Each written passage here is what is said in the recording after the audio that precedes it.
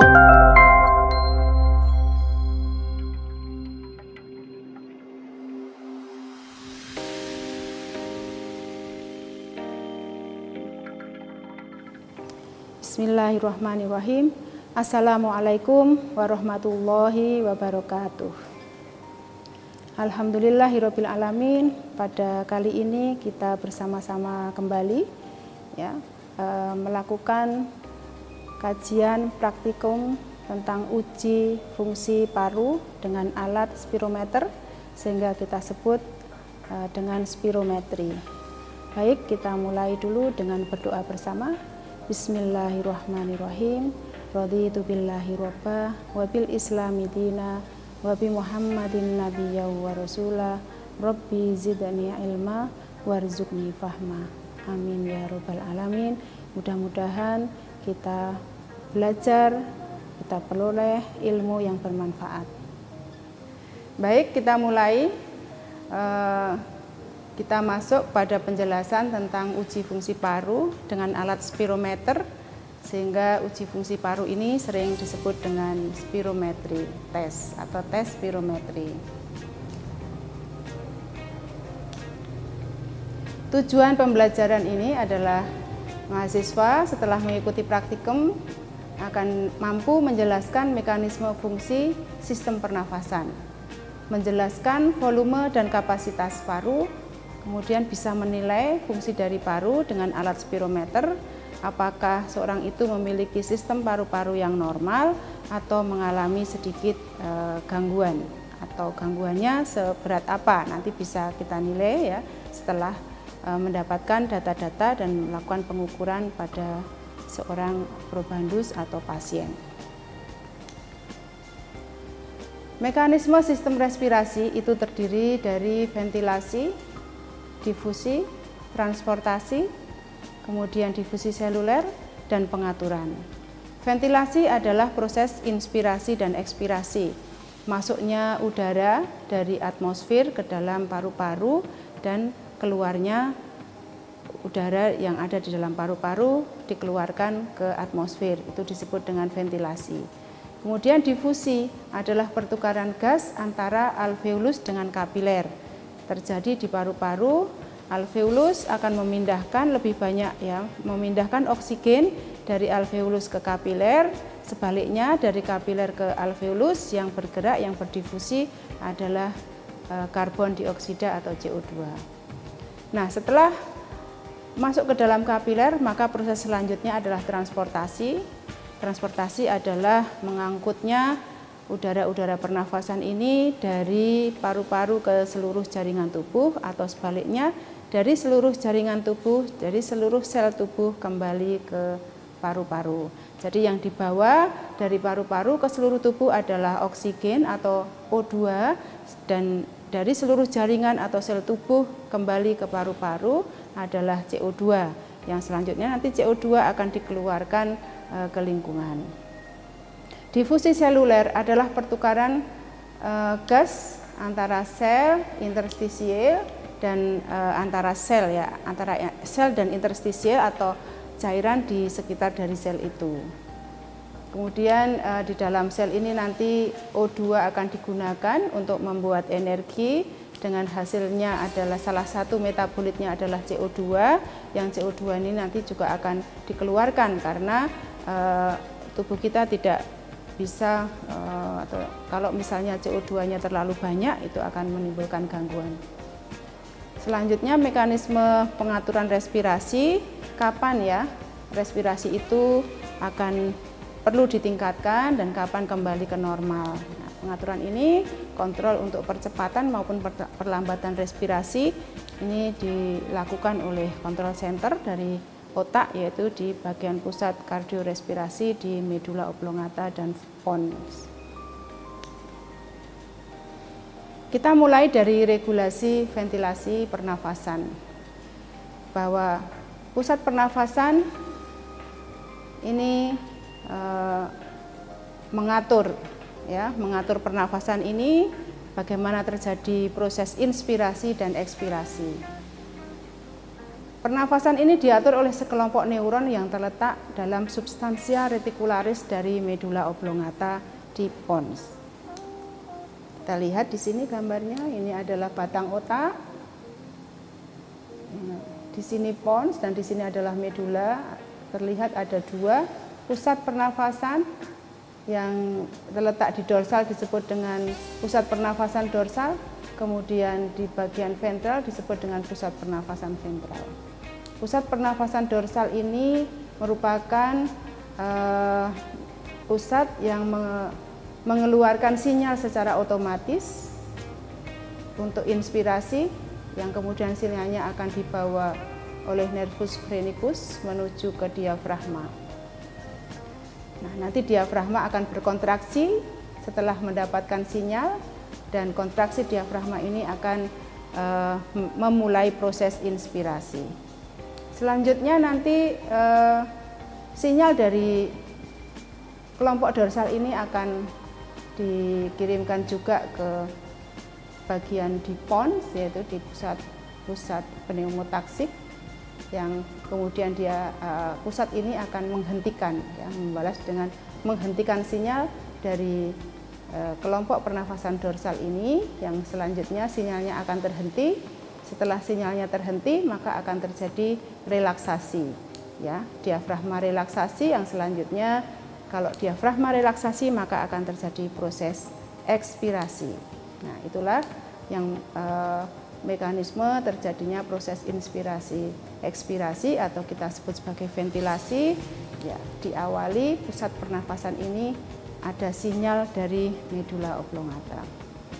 Pusat pernafasan ventral ini nanti berfungsi pada proses untuk menguatkan atau mempercepat apabila seorang itu membutuhkan pernafasan yang lebih cepat dari biasanya.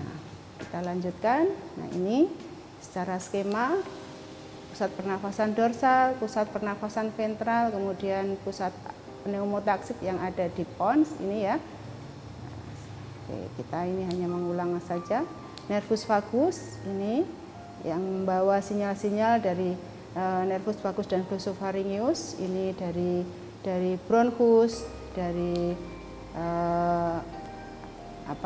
arcus aorta, ya, dari sinus carotis. Nah, ini ada sinyal-sinyal dari sana yang nanti akan mendeteksi tekanan darah, mendeteksi kadar oksigen yang ada di dalam darah, yang selanjutnya itu akan digunakan untuk mengontrol kapan diperlukan pernafasan cepat. Kita lanjutkan tentang pusat pernafasan. Tadi tentang kelompok pernafasan dorsal sudah dibahas di depan, bahwa pusat ini terutama adalah mengatur irama pernafasan, ya. Dia letaknya ada di sepanjang dorsal medula, juga di nucleus solitarius, dan akhiran dari nervus vagus dan glossopharyngeus itu juga menuju ke kelompok pernafasan dorsal ini, membawa sinyal dari kemoreseptor, baru reseptor perifer, dan dari paru-paru. Dari paru ada di bronchus, ya. Ini dan juga pengembangan paru di sana nanti akan bisa terdeteksi. Rangsangannya selalu menimbulkan inspirasi. Sinyal ke otot inspirasi naik secara perlahan, disebut dengan sinyal RAM, dan berhenti secara tiba-tiba sehingga terjadi pengisian volume paru, ini akan menjadi lebih baik. Inspirasi tenang hampir seluruhnya dikontrol oleh pusat ini. Jadi pusat kelompok pernafasan dorsal ini mengatur inspirasi normal dengan diafragma, ya. Ini dominan situ. Jadi nanti otot-otot pernafasan yang lain itu kurang terlibat pada proses pernafasan normal. Seperti orang sedang istirahat begini, itu hanya pusat yang ada di dalam medula itu mengeluarkan sinyal otomatis, kemudian menginervasi diafragma, nanti diafragma kontraksi, kemudian kalau berhenti sinyalnya relaksasi, kontraksi relaksasi, terjadi pernafasan secara ritmik, ya, secara normal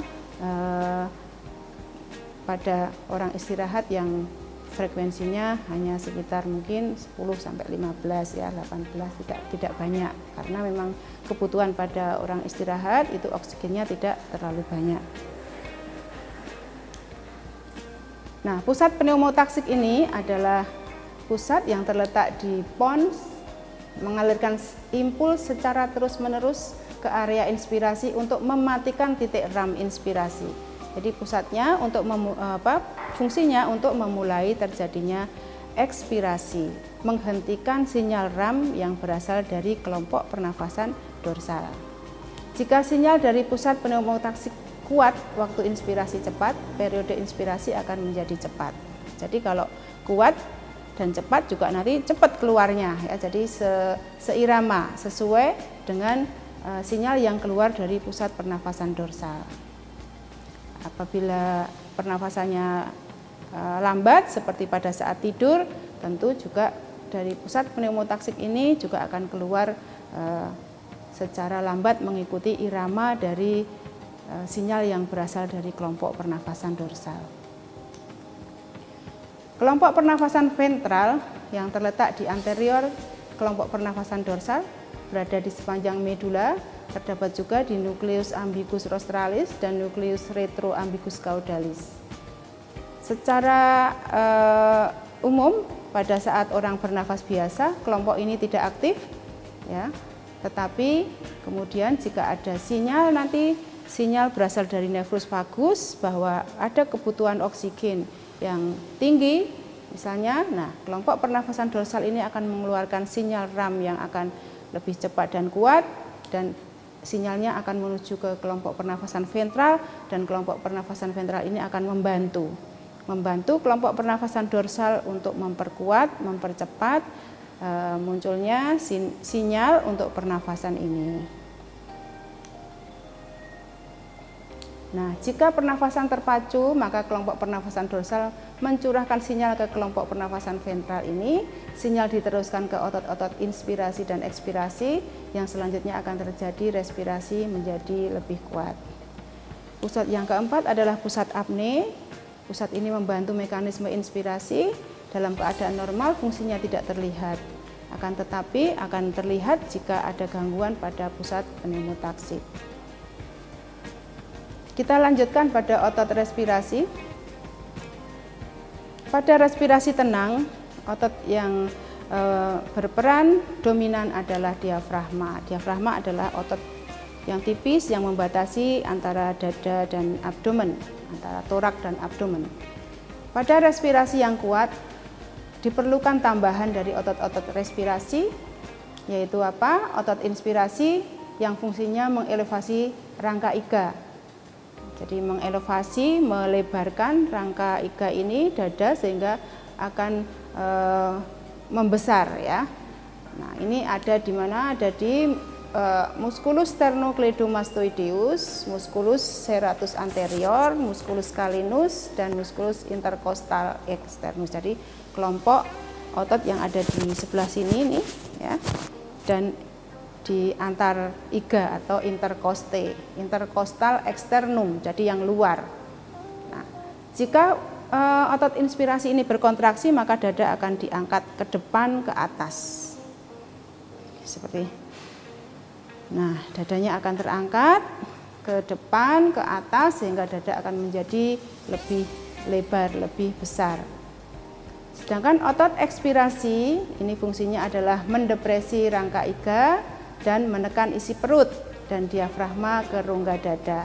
Adalah musculus rectus abdominis, semua ada di dalam perut sini, musculus obliquus abdominis, musculus transversus abdominis, dan kemudian musculus intercostalis internus. Jadi musculus intercoste ini ada yang menyilang, satu digunakan untuk mengangkat iga, yang satu untuk mengembalikan ke bentuk semula. Yang untuk mengangkat tentu dia adalah otot yang digunakan untuk inspirasi. Sedangkan untuk mengecilkan dada adalah otot yang berfungsi sebagai otot ekspirasi. Berikut gambaran persarafan yang ada di diafragma, dan ini adalah saraf-saraf yang berasal dari sensori nervus vagus ya. Kita lihat di sini dan nervus phrenicus, nervus intercoste di sini ya, yang dipersarafi semuanya oleh saraf yang nanti tujuannya nervus phrenicus ini yang mempersarafi juga diafragma, kemudian juga kalau cabang-cabang ini berasal dari nervus vagus ya, ini menuju ke sensorisnya, menuju ke dada. Nah, jadi dari respiratory center ini sarafnya ya akan dibawa oleh nervus venicus menuju ke diafragma untuk kontraksi, dan juga nanti ada motor pathway ya dari ini menuju ke motorik yang menuju ke interkosta ya, ini untuk membantu. Kemudian juga ada ini reseptor-reseptor di alveolus, ini semuanya akan terdeteksi ya oleh sensori dari nervus vagus.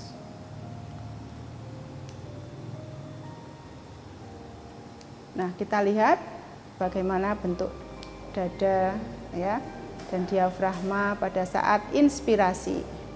Pada saat inspirasi tadi ada sinyal dari pusat yang menuju ke diafragma, diafragma berkontraksi, kontraksinya diafragma ini akan melekuk ke bawah ya. Jadi ini tanda panah, artinya setelah mendapatkan sinyal diafragmanya akan melekuk ke bawah sehingga dadanya akan menjadi lebih besar. Kemudian kalau pernafasan kuat tentu ada otot-otot di sini, musculus sternocleidomastoideus dan kawan-kawannya ini, dan musculus intercostae externus ini akan mengangkat rangka dada ya ke depan ke atas, nah sehingga dadanya ke depan ke atas membesar, diafragmanya ke bawah sehingga volume dari dada ini dan akan membesar dan akan menarik paru-paru juga akan ikut membesar.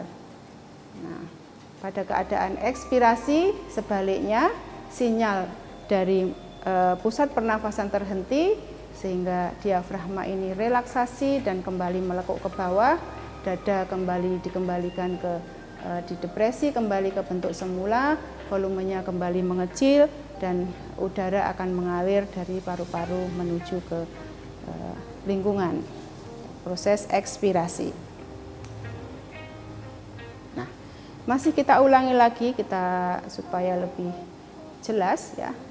Tadi gambarnya, dan sekarang adalah penjelasannya. Proses inspirasi dan ekspirasi ini sinyal datang dari pusat pernafasan dorsal, ataupun ditambah ventral pada pernafasan kuat, yang semua ini ada di medula oblongata otak. Kemudian sinyal akan dibawa ke diafragma dan juga mungkin otot-otot inspirasi, ruang dada berkembang, maka pleura parietalis dari paru-paru juga akan mengembang dan pleura visceralis juga ikut mengembang, yang akhirnya paru-paru juga ikut mengembang. Pengembangan volume rongga dada akan menurunkan tekanan, demikian juga dengan pengembangan volume ruang intrapleura akan menurunkan tekanan menjadi tekanan negatif. Tekanan negatif dari rongga dada dan intrapleura akan mengembangkan paru dan mengembangkan volume paru, menurunkan tekanan dalam paru-paru dan udara akan mengalir dari lingkungan ke dalam paru. Jadi tekanan negatif di paru-paru itu dia akan menyedot ya, seperti pipet. Pipet ini waktu kita pencet ya karetnya, terus kemudian kita masukkan ujungnya ke air, kita kembangkan. Pada saat karetnya itu mengembang, maka air akan masuk ke dalam pipet. Seperti ini juga pada saat paru-paru kita mengembang, maka udara akan masuk. Hal sebaliknya terjadi pada proses ekspirasi. Relaksasi diafragma dan otot inspirasi dapat ditambah dengan kontraksi otot-otot dari ekspirasi akan menurunkan volume rongga dada sehingga tekanan bertambah menjadi tekanan positif. Kalau tekanan positif itu mendorong, tekanan negatif itu menarik ya. Tekanan negatif pada saat inspirasi menarik udara dari lingkungan masuk ke dalam paru-paru, dan pada saat dada itu mengecil terjadi tekanan positif dan akan terjadi dorongan, mendorong udara dari paru-paru didorong keluar ya ke atmosfer. Oke ya, ini penjelasan masih sama. Tekanan positif rongga dada mendorong udara dalam paru keluar tubuh.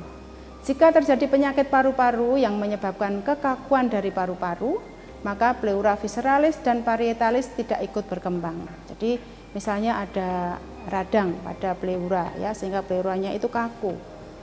Sehingga pada saat dada mengembang, pleuranya tidak diam saja dia karena dia tidak lentur, tidak bisa ikut berkembang.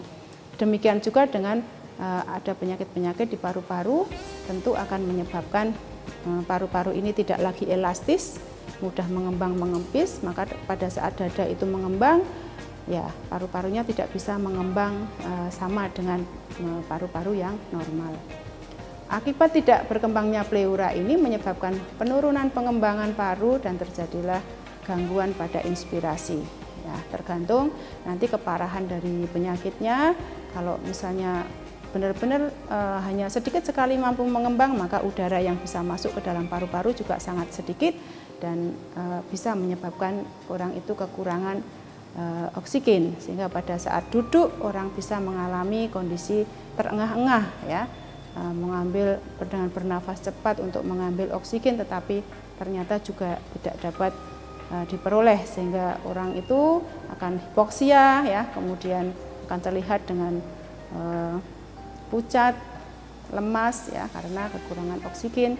Kita tahu bahwa oksigen ini digunakan untuk membentuk energi.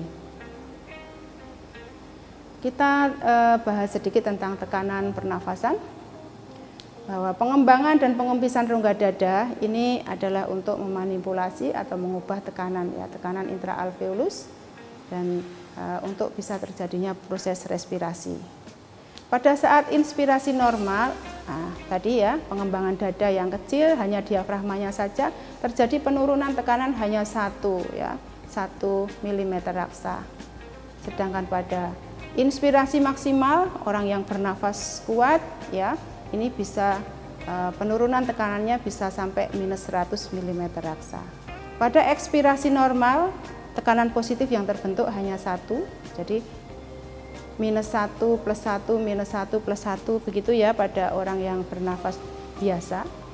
Tetapi pada saat orang itu bernafas kuat-kuat, tarik nafas dalam kuat ya, ini bisa sampai -100, dan pada ekspirasi yang kuat, kalau glotis tertutup, ini tekanannya di dalam dada paru-paru bisa mencapai +140 mm raksa. Nah, ini kita lihat di sini lebih jeli gambar-gambarnya ya, bahwa pada saat kondisi sebelum ya, pada akhir dari ekspirasi ini tidak ada udara yang mengalir di situ, jeda ya, jeda antara akhir dari ekspirasi sebelum inspirasi lagi. Nah, ini ya, tekanannya adalah 0 ya, kemudian diafragmanya masih biasa. Nah, pada saat terjadi kontraksi dari diafragma, nah ini tekanannya bisa -1, mengembang ya, alveolusnya, dadanya mengembang, alveolus mengembang, sehingga terjadi tekanan -1, udara akan masuk. Nah, ini pada akhir dari inspirasi, nah ini juga sama ya tekanannya. Nah, kemudian mulai ekspirasi sekarang terjadi penurunan dari volume. Nah, volume dari dada mengecil, alveolus juga mengecil, ditekan, maka udara ini akan keluar. Nah, itulah proses inspirasi dan ekspirasi, atau kita sebut sebagai proses ventilasi.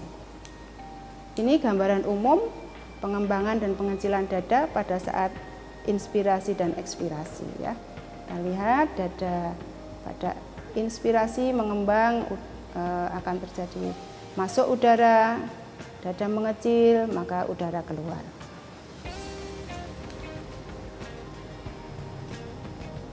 Bagaimana dada itu mudah ya, paru-paru, dada mengembang, mengempis, paru-paru juga mengembang, mengempis. Apa saja ya daya yang mempengaruhi kemudahan untuk paru-paru itu mengembang dan kemudian kembali mengempis. Ada daya lenting atau yang disebut dengan recoil dari paru-paru. Jadi paru-paru itu akan cenderung untuk mengempis jika diregangkan, disebabkan karena adanya 2 faktor utama. Yang pertama adalah serabut paru yang bersifat elastis seperti karet ya, dan ini merupakan kekuatan yang cukup besar karena dia merupakan sepertiga kekuatan.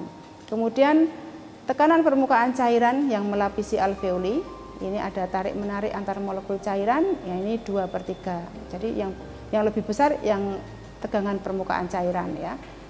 Serabut elastis ini sepertiga, maaf ya, dia sepertiga, tegangan permukaan yang 2/3. Ini yang dua kekuatan ini akan mengembalikan jika paru-paru itu diregangkan, dia akan segera menarik kembali ke bentuk semula. Nah, tekanan yang melawan daya lenting paru sehingga tekanan ini mempermudah paru-paru mengembang ya. Yang pertama adalah tekanan negatif intrapleura yang diperlukan untuk mengatasi daya lenting paru tadi, mencegah pengepisan paru yang normalnya adalah -4 mm raksa. Kemudian pada inspirasi kuat ini tekanan negatif intrapleura bisa mencapai -12 sampai -18 dari milimeter raksa. Kemudian adanya fenomena saling bergantung antar alveoli ya. Jadi alveoli itu ternyata bergandeng-gandengan ya. Sehingga kalau satu mengembang maka yang lain juga akan ikut mengembang.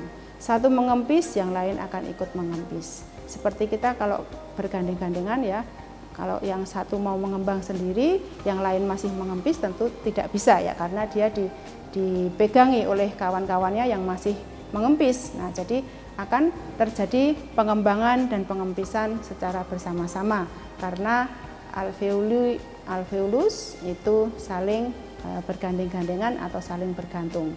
Kemudian adanya surfaktan ya. Surfaktan ini adalah surfaktan ini adalah suatu cairan yang dia adalah lipoprotein, lipid yang ada di permukaan yang dihasilkan oleh sel pneumosit, ada di permukaan dari alveolus yang akan menyisip di antara cairan tegangan permukaan. Jadi tadi cairan tegangan permukaan itu memiliki kekuatan 2/3 untuk mengempiskan, tetapi kalau ada surfaktan di antara molekul-molekul itu, maka dia akan mudah untuk tercerai-berai dan kemudian bisa mengembang ya. Jadi surfaktan ini mempermudah pengembangan dari alveolus. Beberapa faktor yang menyebabkan abnormalitas komplain. Komplain itu adalah kemampuan dada paru untuk mengembang ya. Kerusakan jaringan paru yang menyebabkan terjadinya fibrotik dan edema jaringan paru. Jadi jaringan fibrotik adalah jaringan pengganti karena kerusakan yang parah dari paru-paru. Untuk bisa mengingat mungkin kalau ada luka ya pada bagian tubuh kita yang cukup dalam, misalnya kena sayatan yang tidak dikelola dengan baik, kemudian akan timbul jaringan yang tidak sama, yaitu namanya jaringan fibrotik ya. Jaringan fibrotik yang menyebabkan tidak bisa berfungsi seperti sel-sel dari paru-paru. Dan mungkin juga edema. Edema adalah terkumpulnya cairan pada interstisial maupun pada alveoli yang bisa menghambat ya, menghalangi paru-paru itu, alveoli itu ya, mengembang, mengempis.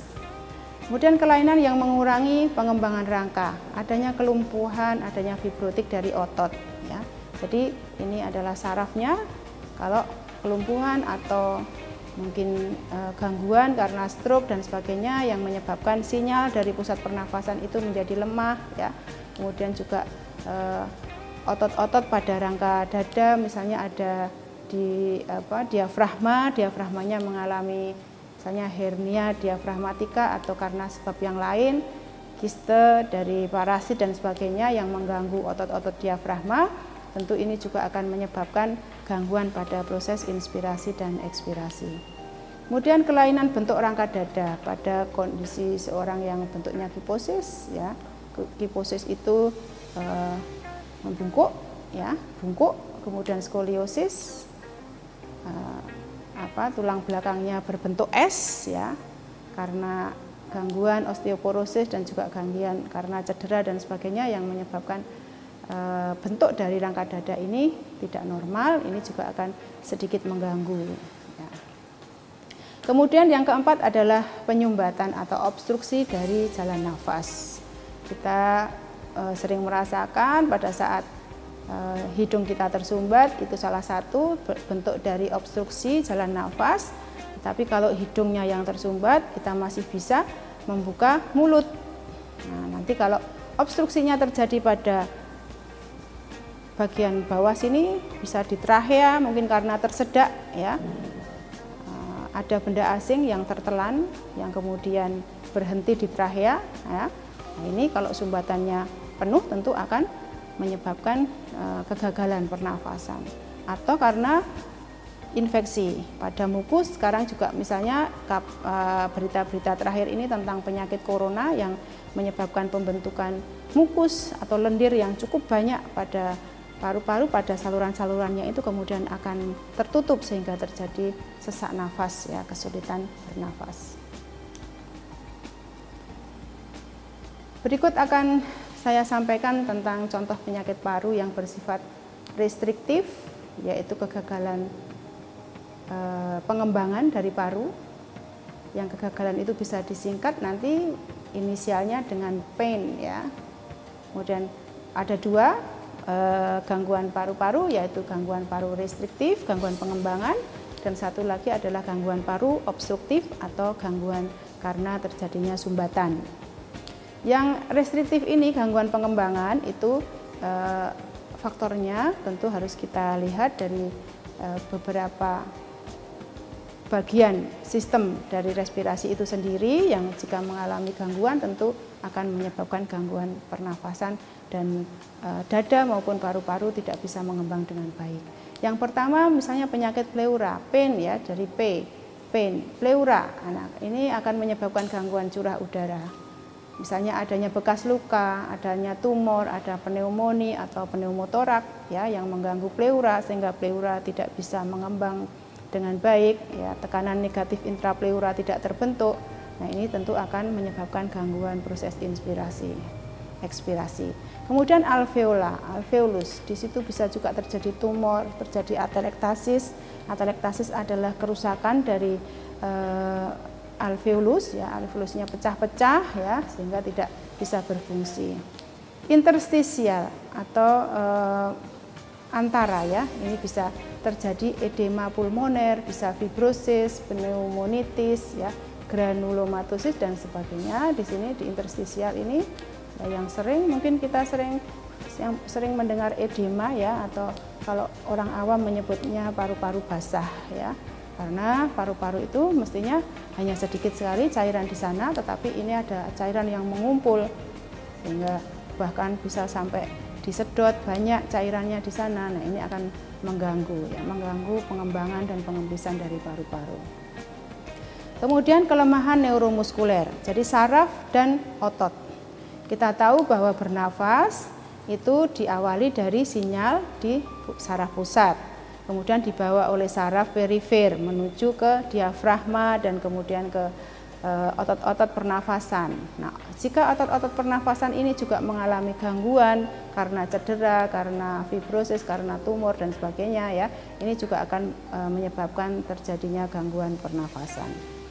Kemudian abnormalitas dari dinding torak ya, misalnya pada orang yang terlalu gemuk ya, gemuk sekali, kalau gemuknya sedikit mungkin masih tidak masalah ya. Pada orang tertentu bisa yang ada orang yang bobotnya sampai berapa ya, sampai ratusan kilo ya, sampai nggak bisa bergerak itu ada mungkin. Nah, itu juga akan menyebabkan gangguan ya.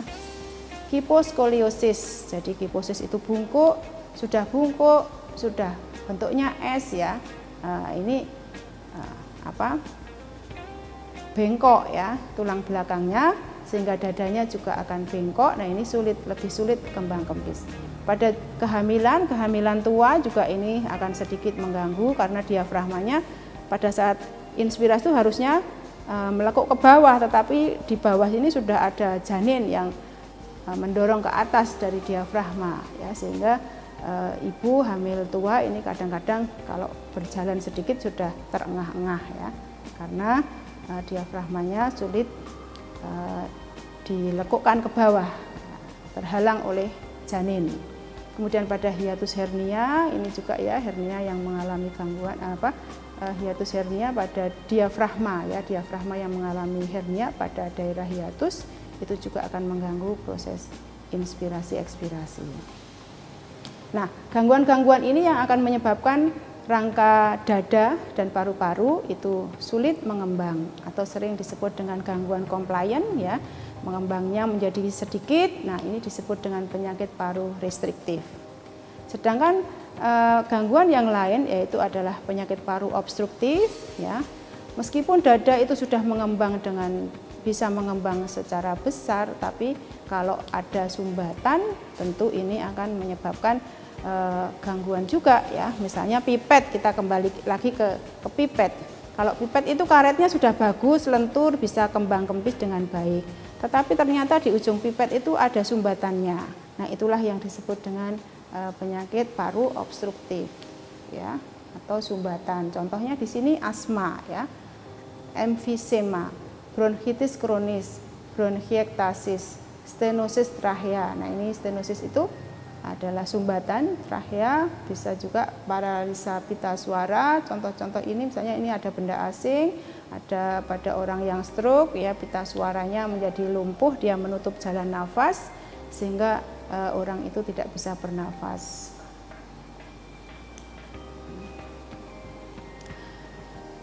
Baik, kita lanjutkan kepada uji fungsi paru.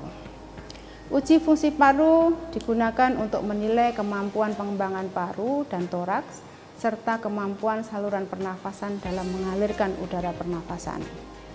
Jadi kompleks semuanya ya, dari proses pengembangannya dan juga proses mengalirnya udara. Mengukur volume dan kapasitas paru ya, yang terutama ini dalam melakukan uji fungsi paru. Kemudian selanjutnya adalah menilai hasil pengukuran dengan membandingkan nilai normal.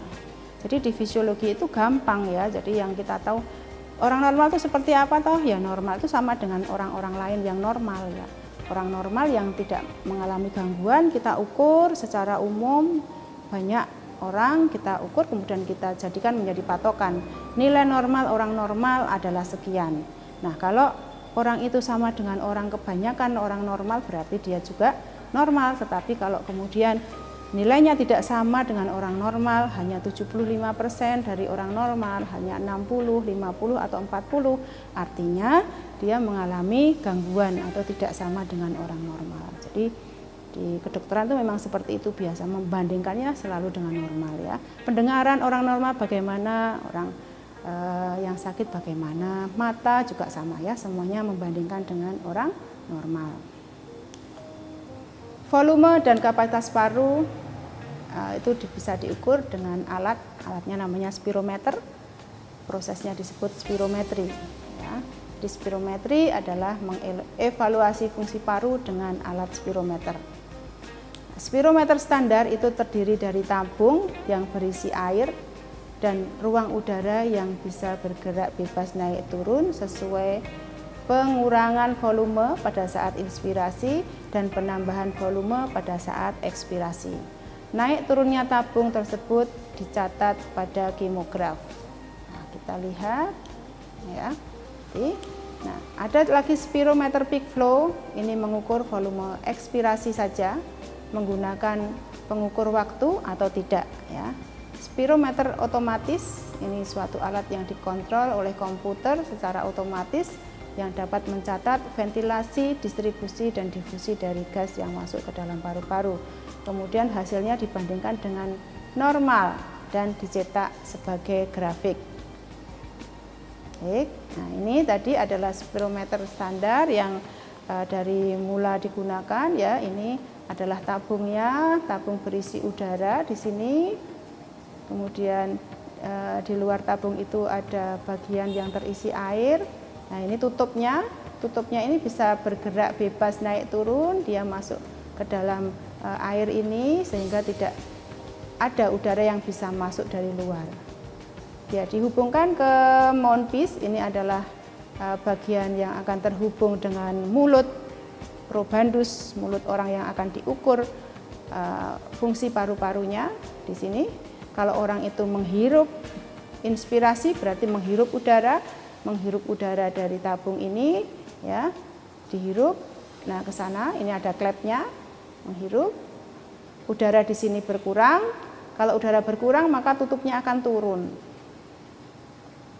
Pada saat tutup itu turun, karena dia dihubungkan dengan katrol begini, pada saat tutupnya turun, maka di sini pena ini akan merekam naik. Ya, ini ada drum recorder, jadi merekam. Pada saat tutupnya turun, pena naik. Pada saat tutupnya nanti ekspirasi, orang probandus ini menghembuskan nafasnya, mengalir melalui bagian tabung ini, karena ada klepnya ya. Jadi ekspirasi tidak bisa lewat sini. Ekspirasi udara akan lewat sini. Kemudian masuk ke sini. Nah, CO2-nya nanti akan diserap oleh adsorben, sehingga yang akan kembali ke sini lagi hanya oksigennya. Ya. Nah, kemudian tutup ini, kalau ini dihembuskan begini, tutup ini akan naik. Volumenya bertambah, tutupnya naik, maka katrol ini penanya akan menggaris ke bawah. Jadi pada saat inspirasi penanya naik, ekspirasi turun, inspirasi, ekspirasi. Itu inspirasi udara masuk ke sana, keluar dari tabung, masuk ke tubuh probandus, ekspirasi, hembusan probandus masuk ke sini, tutup naik. Itulah, ini adalah cara pencatatan untuk melihat berapa nanti garis sekian ini akan setara dengan berapa mililiter dari udara yang keluar masuk. Berikut adalah catatan grafik tadi ya, dari volume dan kapasitas dari paru-paru. Jadi inspirasi adalah naik, ekspirasi adalah turun ya. Nah, jadi ini adalah pernafasan biasa, inspirasi, ekspirasi, sehingga bentuknya kecil-kecil di sini karena pernafasannya hanya menghirup sedikit udara dan menghembuskan sedikit udara yang kira-kira sekitar 500 ml ya. Ini volume pernafasan biasa ini disebut dengan pernafasan tidal ya, volume tidal, pernafasan normal. Nah, pada saat orang itu mengeluarkan udara sebanyak-banyaknya sampai tidak bisa keluar lagi, nah ini turun ya, maka grafiknya akan turun ke sana. Dan kembali bernafas biasa. Menghirup nafas sampai maksimal, nanti akan terbentuk grafik yang sangat tinggi ke atas. Kemudian kembali ke normal lagi. Menghirup udara sebanyak-banyaknya, mengeluarkan udara sebanyak-banyaknya ya. Nah, ini ya bisa kita lihat yang disebut dengan volume-volume dari dan kapasitas ya dari paru-paru. Ini adalah volume tidal. Kemudian ini adalah kapasitas, volume tidal ditambah dengan volume cadangan ekspirasi ya. Jadi kelebihannya ini disebut dengan kelebihan ekspirasi yang biasa. Setelah melakukan ekspirasi maksimal, ini disebut dengan volume cadangan ekspirasi. Penjumlahan keduanya disebut kapasitas ekspirasi. Ya, setelah tidal masih bisa menghirup udara maksimal. Nah, tambahannya ini disebut dengan volume cadangan inspirasi. Jika dijumlahkan dengan volume tidal disebut dengan kapasitas inspirasi. Nah, tadi kapasitas inspirasi sekian. Kapasitas ekspirasi sekian ya. Kemudian kalau orang itu menghirup maksimal kemudian mengeluarkan maksimal lagi, total semuanya ini ada apa aja di sini? Ada volume tidal, ada volume cadangan inspirasi dan volume cadangan ekspirasi. Total ketiganya dijumlahkan disebut dengan kapasitas vital. Jadi kapasitas paru merupakan penjumlahan dari volume-volume udara yang bisa keluar masuk ke dalam paru-paru. Teknik spirometri ada yang spirometri statis dan spirometri dinamis. Spirometri statis adalah mengukur kapasitas paru tanpa memperhitungkan waktu. Jadi dipersilahkan orang itu untuk menghirup udara, mengeluarkan udara tanpa dibatasi oleh waktu. Bisa melakukan pengembangan semaksimal mungkin ya, sehingga nanti bisa untuk menilai apakah ada gangguan pada pleura, alveoli, interstisial, neuromuskuler maupun torak, ya, yang apakah ada faktor-faktor yang mengganggu compliance. Nah, ini dengan menggunakan spirometri statis, ya, dipersilahkan probandus tadi untuk menghirup udara maksimal semaksimal mungkin tanpa dibatasi waktu sampai seberapa kemampuannya, kemudian menghembuskannya kembali selama-lama dia bisa, ya, sebanyak-banyak volume udara bisa keluar dari paru-paru tanpa dibatasi waktu. Nah, sedangkan spirometri dinamis ini adalah mengukur kapasitas paru dengan perhitungan waktu. Nah, ya, ini untuk menentukan adanya tahanan jalan nafas atau adanya sumbatan-sumbatan pada saluran jalan nafas. Ya, kita tahu kalau misalnya terjadi sumbatan, maka dalam waktu tertentu tentu udara yang bisa keluar atau masuk itu akan sangat terbatas. Aliran ekspirasi maksimal. Nah, ini adalah penting untuk menentukan kondisi saluran pernafasan. Abnormalitas kurva ekspirasi maksimal disebabkan oleh adanya pengempisan paru dan juga adanya obstruksi. Nah, nanti aliran ekspirasi maksimal ini memang digunakan untuk menilai, ya, aliran ekspirasi ini, ya, akan banyak lebih terganggu pada saat ekspirasi dibandingkan pada inspirasi. Misalnya pada seorang yang asma yang mengalami gangguan saluran, ya, pada asma itu juga karena alergi kemudian terjadi pengeluaran lendir-lendir atau mukus yang akan mengganggu pada saluran-saluran pernafasannya, ya, saluran pernafasan juga menyempit, bronkusnya menyempit, bronchiolusnya menyempit, ya, bahkan saking sempitnya ini membran dari bronchiolus itu bisa sampai berdempetan, sehingga kalau ada udara yang keluar mengalir melalui membran yang berdempetan ini kan jadi seperti harmonika, ya. Nah, jadi pada orang asma ini bisa bunyi ngik gitu, ya. Nah, bunyi ngik ini akan lebih kuat pada saat ekspirasi. Mengapa? Karena ekspirasi ini dadanya menyempit, paru-parunya menyempit. Pada kondisi menyempit, tentu udara akan lebih sulit keluar. Sedangkan pada inspirasi dadanya mengembang, paru-parunya mengembang, sehingga relatif udara itu lebih mudah masuk pada inspirasi. Tetapi pada ekspirasi ini akan menjadi sulit. Jadi pada orang asma itu gangguannya yang pertama akan dirasakan pada saat mengeluarkan nafas atau pada ekspirasi ini sangat berat mengeluarkan udara dari paru-paru dan bunyi atau sering disebut dengan mengi atau wheezing. Jika kita lihat dari grafik, ya, ini adalah pada saat inhalasi atau inspirasi, nafas ditarik nafas maksimal, ya. Nah, kemudian probandus tadi atau pasien tadi diminta untuk mengeluarkan udara pernafasan secara cepat dan kuat. Nah, ini pada orang normal secepat-cepatnya dan sekuat-kuatnya, ya. Maka dalam waktu 1 detik ini, ya, ini dibatasi waktu, ya, ini. Nah, dalam waktu 1 detik sudah cukup banyak yang keluar, ya, sudah 80% keluar, ya. Tetapi pada orang yang pernafasannya sumbatan, ya, terjadi sumbatan jalan nafas, maka pada waktu 1 detik itu yang keluar baru sedikit sekali, ya. Pada 1 detik sudah sekian ini, ya. Biasanya 3 detik itu selesai. Nah, ini 3 detik baru sekian, ya. Ini pada orang yang mengalami obstruksi, ya.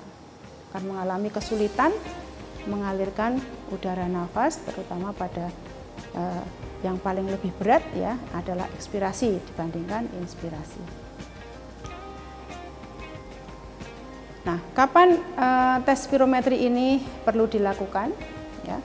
Spirometri digunakan untuk menetapkan fungsi paru-paru dasar, mengevaluasi dispneu, mendeteksi penyakit paru, memantau efek terapi yang digunakan untuk mengobati penyakit pernafasan, mengevaluasi gangguan pernafasan, mengevaluasi risiko operasi, dan melakukan pengawasan untuk penyakit paru-paru yang terkait pekerjaan. Jadi, ya, orang-orang normal yang ingin tahu seberapa bagus fungsi paru-parunya bisa melakukan tes spirometri ini, ya. Pada orang yang mengalami disnu, mengalami kelainan, gangguan itu diterapi, kemudian efek keberhasilan dari terapi itu ya apakah akan membaik fungsi paru-parunya atau menjadi tambah parah ya.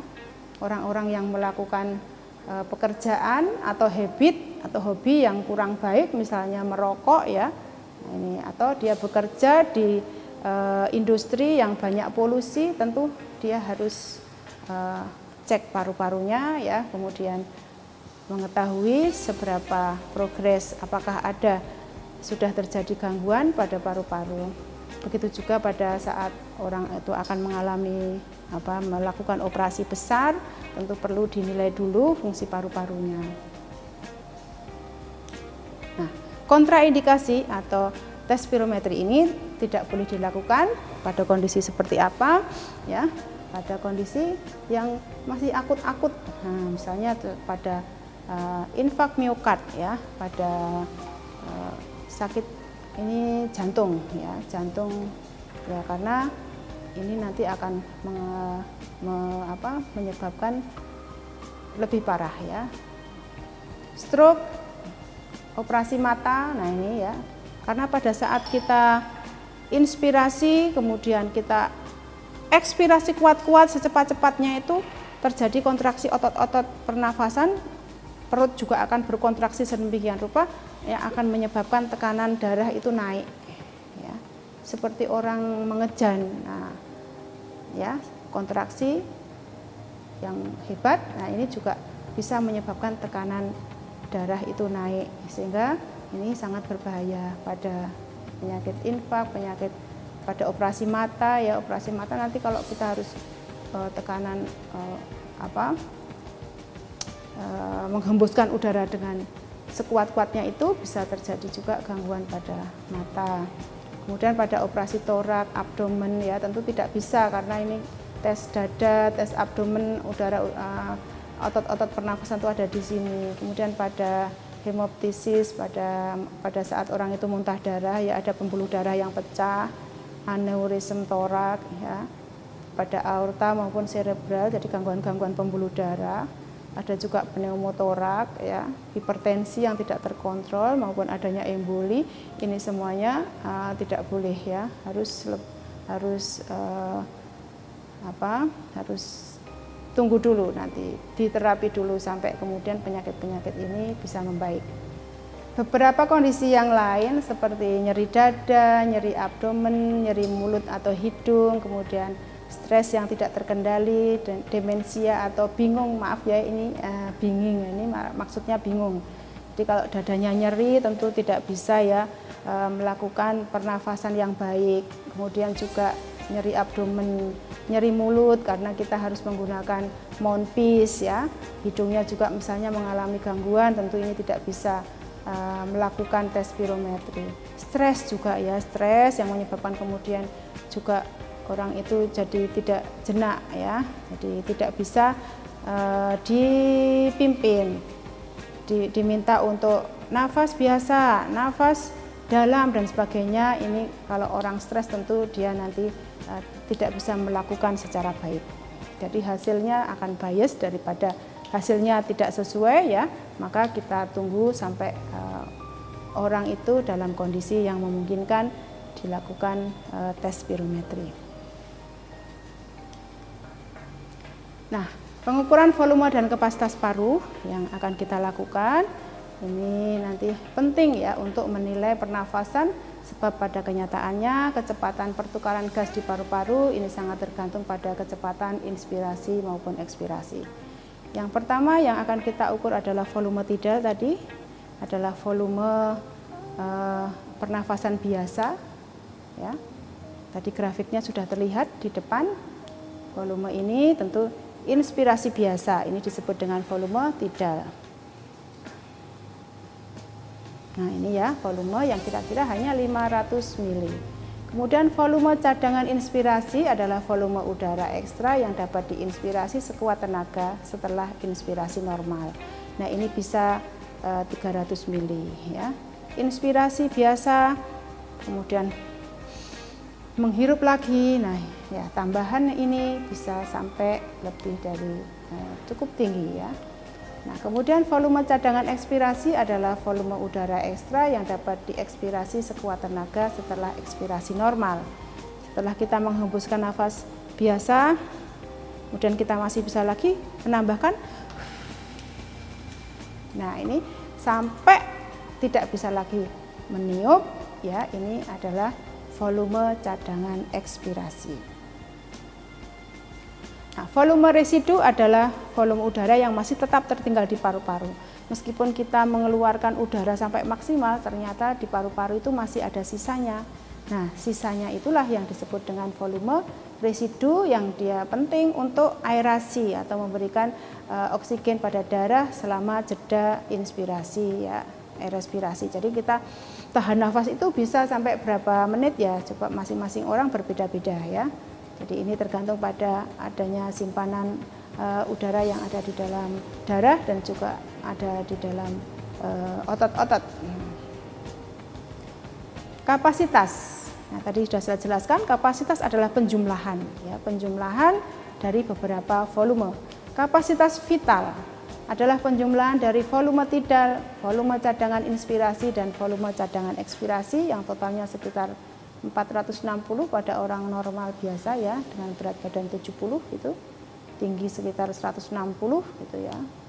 Nah, parameter terpenting untuk menilai compliant paru berkaitan dengan perjalanan penyakit. Jadi yang paling sering diukur adalah kapasitas vital ini. Kemampuan orang itu mengembangkan dada secara maksimal dan kemampuan orang itu menghembuskan udara ekspirasi secara maksimal, semuanya akan terekam pada perekaman kapasitas vital. Apabila dijumlahkan kapasitas vital ini ditambah volume residu, maka disebut dengan kapasitas total. Nah, ya. Disebut juga kapasitas inspirasi adalah volume tidal ditambah volume cadangan inspirasi. Kapasitas residu fungsional adalah volume residu ditambah volume cadangan ekspirasi. Parameter lain yang penting yaitu adalah volume semenit respirasi, yaitu jumlah udara yang diinspirasi selama 1 menit. Di sini berarti adalah volume tidal dikalikan frekuensi respirasi. Nah, ini untuk menilai output respirasi secara menyeluruh selama 1 menit.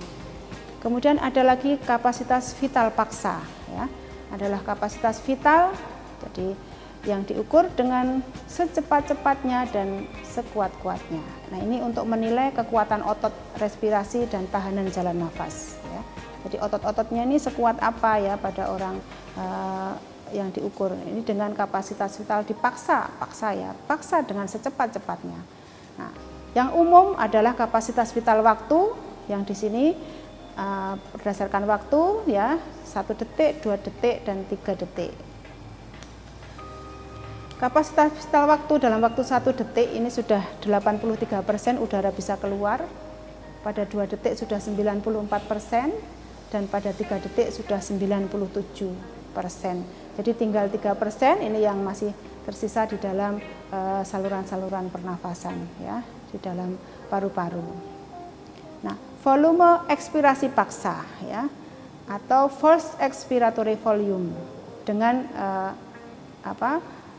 penilaian waktu ya, ini juga FEV 1, 2, 3 ya, hampir sama dengan kapasitas vital ya.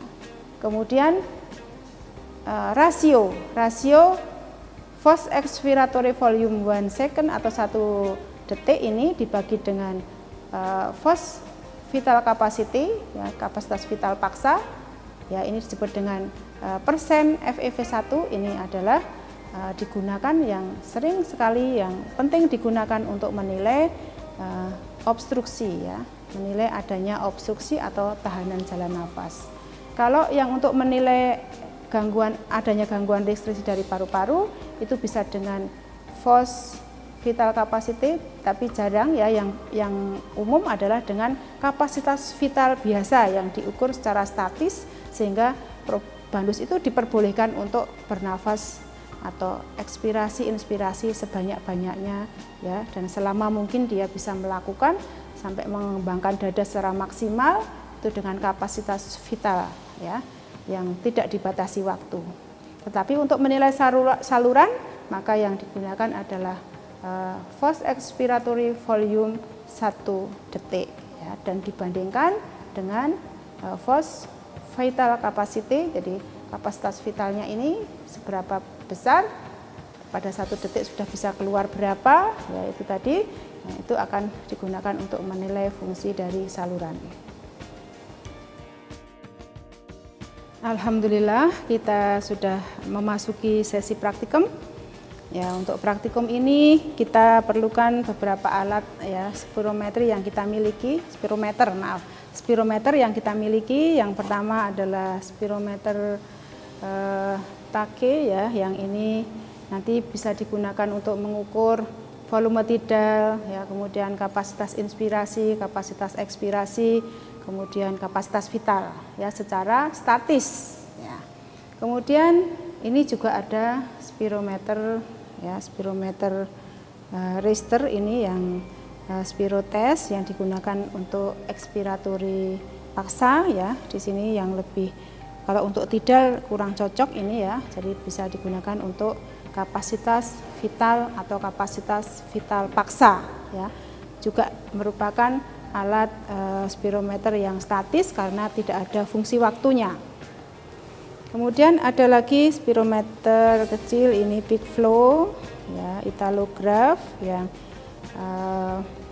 yang bisa digunakan untuk mengukur peak flow, jadi aliran udara puncak, dan juga bisa digunakan untuk mengukur kapasitas vital waktu 1 detik. Jadi bisa untuk menilai dari fungsi saluran karena ini merupakan spirometer dinamis ya.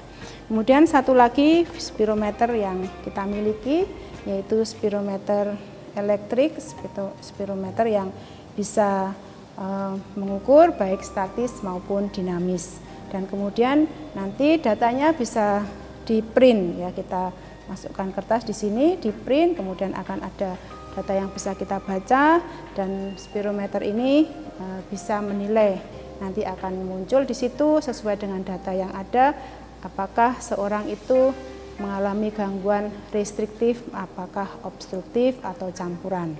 Nah, ini spirometer ini sudah pinter ya. Nanti tetapi untuk yang spirometer yang lain nanti kita akan membandingkan hasil yang diperoleh pasien atau probandus, kita bandingkan dengan tabel ya. Kita memiliki tabel banyak tabel di sini, nanti bisa di copy. Ini ada tabel kapasitas vital baik untuk laki-laki maupun untuk perempuan.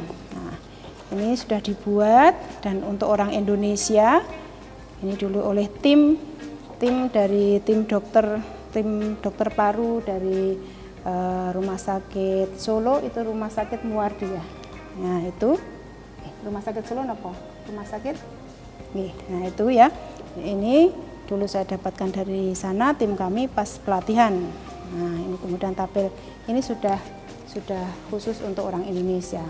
Nah, banyak juga tabel kalau kita dapatkan dari internet, akan kita dapatkan tabel volume dan kapasitas paru pada orang dari ras yang lain di sana, yang biasanya orangnya adalah lebih tinggi ya, dengan ukuran tubuh yang lebih besar. Nah, itu nanti tentu akan berbeda karena kapasitas dan volume respirasi fungsi paru ya, itu tergantung pada berat badan ya, tinggi badan, kemudian ras dan usia, laki-laki atau perempuan atau gender ya, ini semuanya akan mempengaruhi, sehingga nanti data itu juga harus kita ketahui. Nanti kita menggunakan tabel mana yang akan kita pakai ya. Probandus juga harus kita tahu berapa berat badannya dan tinggi badannya, tentu sudah ditimbang terlebih dahulu ya. Baik, sebelum praktikum ini kita lihat ya, siapkan dulu tabel hasil pengukuran volume dan kapasitas paru. Di sini probandus dicatat namanya siapa, umurnya, kemudian jenis kelamin, tinggi badan dan berat badan, kemudian keadaan lingkungan juga sangat baik diukur. Di sini suhu kamar ya, kemudian kelembaban udara, kemudian juga tekanan udara, posisi tubuh ya, posisi probandus pada saat pengukuran dia dengan duduk atau berdiri. Nah, nanti di sini akan kita lakukan posisi probandus dalam keadaan berdiri ya untuk pengukuran, karena ya pada posisi berdiri ini akan lebih baik hasilnya dibandingkan pada posisi duduk. Nanti mungkin pada orang-orang yang mengalami gangguan tidak bisa berdiri lama dan sebagainya dan melakukan pengukuran dengan duduk ya, ini tentu harus kita catat sebagai pertimbangan ya. Kita akan melakukan masing-masing sebaiknya adalah 3 kali pengukuran pertama, kedua, dan ketiga, yang kemudian nanti akan dirata-rata dan masing-masing nanti akan jeda ya. Pengukuran pertama, kedua, ketiga ini harus jeda. Kalau sudah 3 kali ini tentu probandus nanti sudah lelah sehingga tidak baik untuk dilakukan diulang-ulang lebih dari itu. Baik, selanjutnya kita akan melakukan pengukuran. Yang pertama, kapasitas volume dan kapasitas paru menggunakan spirometer ini, spirometer Takei ya. Spirometer ini kita isi dengan air ya, air bersih ya. Kemudian jangan lupa penutupnya, monggo dibersihkan dulu ya. Ini probandusnya adalah Pak Eko ya. Usianya berapa Pak Eko? 37. Oke. Berat badan 67 dengan tinggi badan 164. Oke ya, nanti kita ulangi. Kemudian kita siapkan dulu setelah terisi air, kemudian kita lihat airnya ini berapa suhunya. Kita baca di sini suhunya adalah 25. Nah, ini digunakan untuk apa? Digunakan untuk ini ya, bahwa volumenya nanti tergantung yang akan terekam, karena udara itu kalau panas dia lebih mengembang. Jadi ini kita taruh di suhu 25 ya, di sini. Nah, ini merahnya pas tengah, ini 25. Nah, ya, di suhu 25. Oke. Nah, nanti probandus kita minta untuk pernafasan biasa dulu ya. Pernafasan biasa.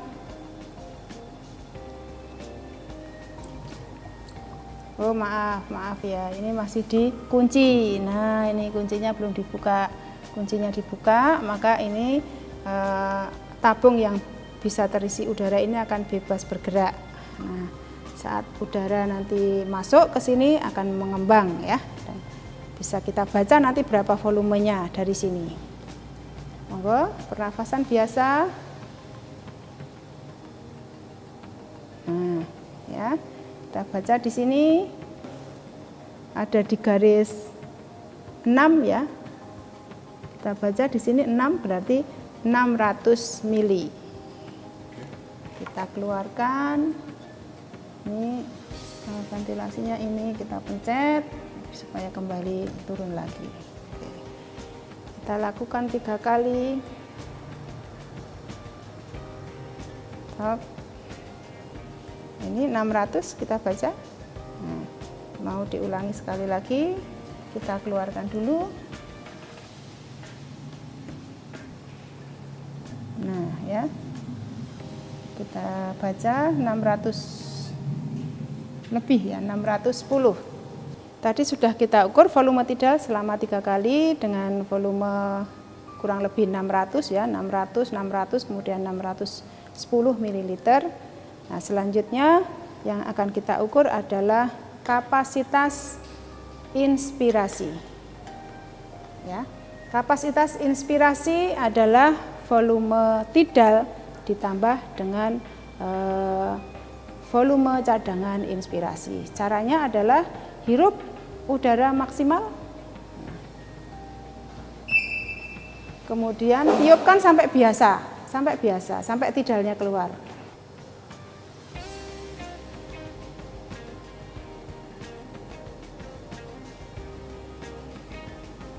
Ya, ini kita dapatkan 950. Kapasitas inspirasi tadi yang sudah diukur 3 kali, nanti dirata-rata, kemudian jika dikurangi volume tidal akan ketemu volume cadangan inspirasi. Ya, kita lanjutkan pengukurannya dengan kapasitas ekspirasi. Oke, siap ya. Kapasitas ekspirasi ini akan diukur. Jadi yang kapasitas ekspirasi terdiri dari volume tidal dan volume cadangan ekspirasi. Ya, bernafas biasa. Jadi dihirup udara seperti biasa, tetapi nanti keluarkan sampai maksimal. Ya. Hirup biasa, keluarkan maksimal. Nah, ya. Ini kita dapatkan di sini adalah 2000. Ya, volumenya adalah 2000 ml. Nah, kapasitas ekspirasi ini juga diukur 3 kali, diperoleh rata-rata, kemudian nanti dikurangi volume tidal rata-rata, akan ketemu volume cadangan ekspirasi. Kita lanjutkan dengan pengukuran yang terpenting di sini sebagai menguji fungsi paru, yaitu kapasitas vital. Kapasitas vital diukur dengan cara probandus menghirup udara semaksimal mungkin, kemudian dikeluarkan juga sampai maksimal, sehingga nanti total penuh semuanya ya, udara yang bisa keluar masuk dari paru-paru akan terekam di sini. Nah, ini yang digunakan untuk menilai kemampuan pengembangan paru-paru secara maksimal. Silahkan inspirasi kuat-kuat. Kembangkan dada maksimal, kemudian tiupkan sampai maksimal, terus sampai habis. Oke. Kita dapatkan di sini nilai 2800. Pengukuran kapasitas dan volume paru dengan spirometer statis ini sudah selesai untuk alat ini. Kita bisa mencoba alat yang lain di sini, sudah selesai yang ini, kemudian ada alat lain yang bisa digunakan, ini menggunakan jarum ya, lebih praktis seperti ini. Nah, ini menggunakan juga sambungan mouthpiece yang bentuknya seperti selang. Beberapa mungkin boleh ya, hidung di klep seperti ini, tapi kalau bisa menjaga tidak ada udara yang keluar dari hidung, ya dipersilahkan. Alatnya kita beri mouthpiece disposable, nanti bisa dibuang setelah dipakai, ya, atau kalau beberapa alat yang bisa disterilisasi, bisa disterilisasi. Sebelum digunakan, ini posisi jarum ada pada angka 0, kemudian silahkan ini digunakan untuk mengukur kapasitas vital ya, mengukur udara ekspirasi maksimal. Ambil nafas kuat-kuat, kemudian tiupkan ke alat dengan cepat.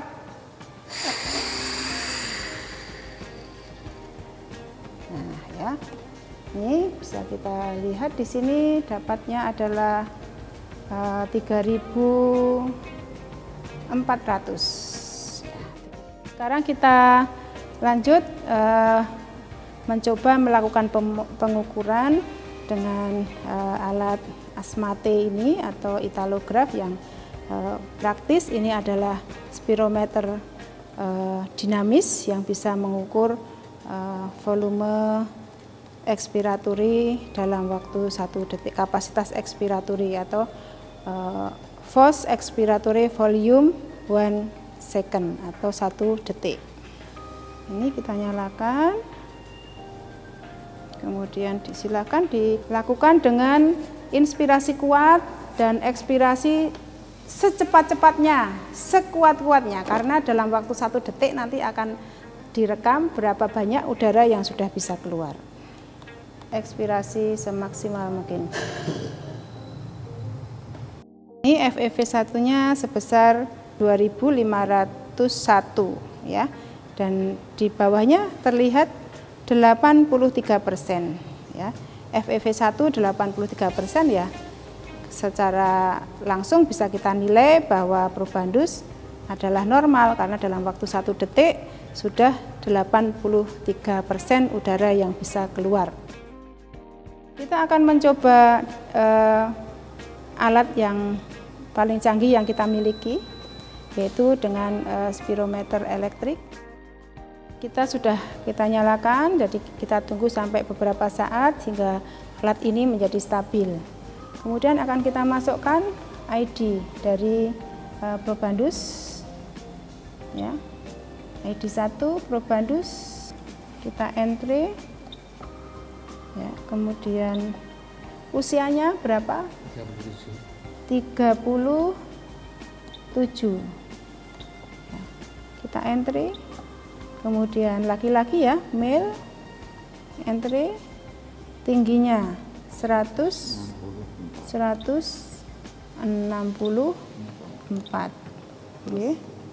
Kemudian kita masukkan lagi berat badan. Ya, berat badannya 60 berapa tadi?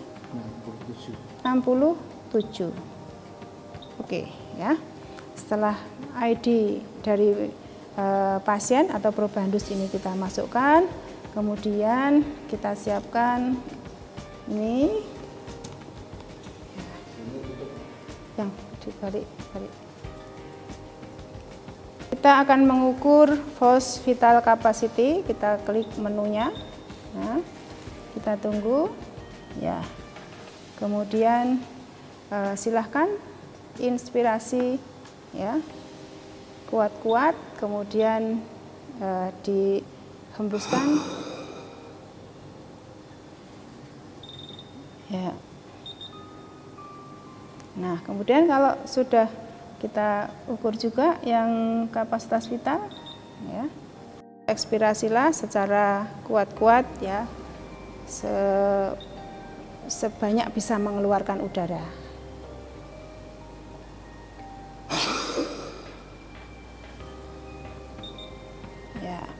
Ya, setelah selesai kita ukur, kita bisa melakukan print.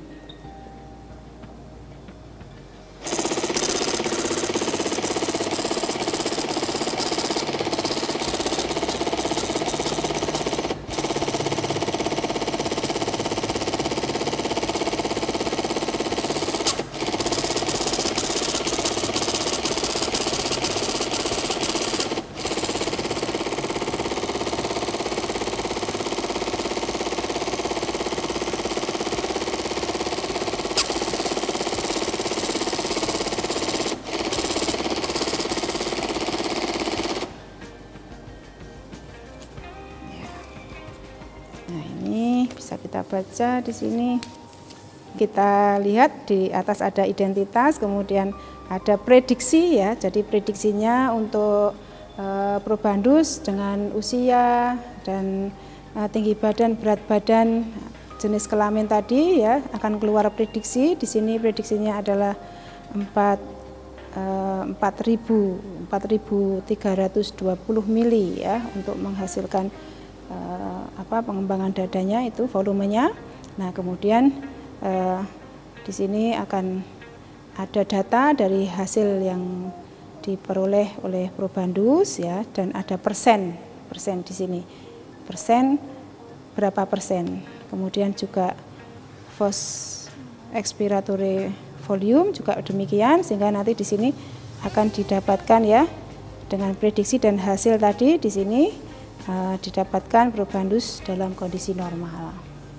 Ada kesimpulan di paling bawah bahwa probandus pada kondisi normal.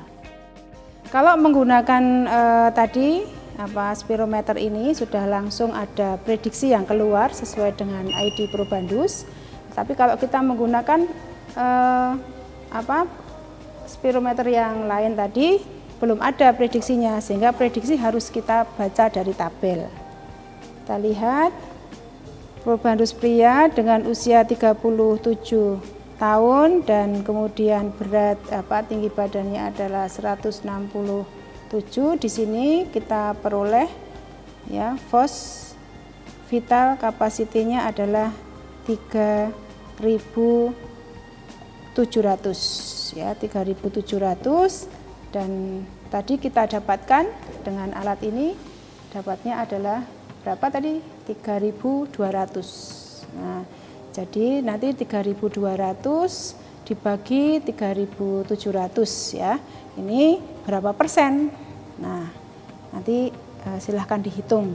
Jika hasilnya itu di atas 80% ke atas atau 75% ke atas, maka probandus dinyatakan normal ya. Jika antara 60 sampai 75 atau 80, ya ada beberapa parameter mengatakan 75% itu sudah normal ya. Tapi ada beberapa yang menyebutkan literatur harus 80%. Nah, antara 60 sampai 80 itu berarti mengalami sedikit gangguan atau ringan gangguannya. Antara 40 sampai 60 gangguannya sedang. Jika perolehan kapasitas vital ini hanya kurang dari 40%, maka bisa dikatakan bahwa probandus ini mengalami gangguan respirasi yang berat. Untuk selanjutnya kita nilai dari force expiratory volume yang bisa kita baca tadi dengan alat ini, alat spirometer peak flow. Nah, kita lihat di sini tabelnya juga yang sesuai, tabel FEV1.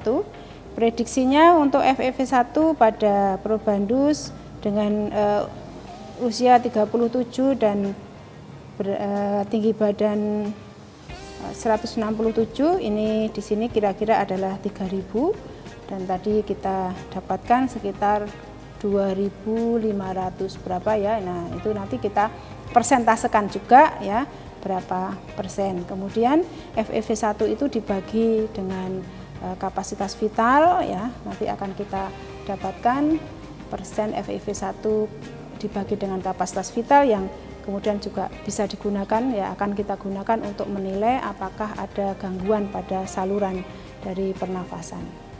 Baik, kita sudah selesai melakukan praktikum. Selanjutnya kita akan menganalisis dari hasil yang kita dapatkan dari praktikum ini dan akan kami sajikan dalam tabel yang akan kita gunakan untuk diskusi dan membuat laporan.